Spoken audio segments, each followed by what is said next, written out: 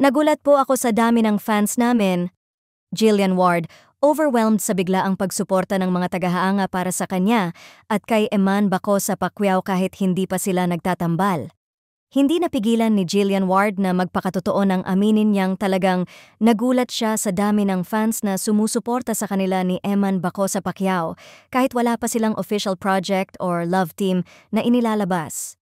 Ayon sa aktres, hindi niya inakalang magiging ganoon kalakas ang hype at excitement ng publiko sa posibilidad ng tambalan nila.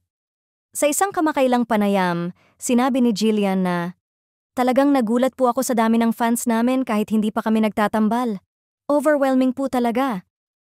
Marami ang nakapansin na genuine ang reaksyon ng aktres na tila hindi makapaniwala na kahit simpleng interactions, interviews, at mga pahayag nila tungkol sa isa't isa ay nagbubunga na ng malaking fandom.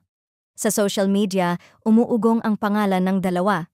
May mga fan pages ng nabuo, edits, reels, at kahit mga future love team predictions. Para sa ibang netizens, hindi raw ito nakapagtataka dahil parehong charismatic, talented, at natural ang chemistry ng dalawa sa bawat pagkakataong nababanggit sila together. Ayon sa isang netizen, kung ganito kalakas ang suporta kahit wala pang project, paano pa kaya pag nagkatambal sila?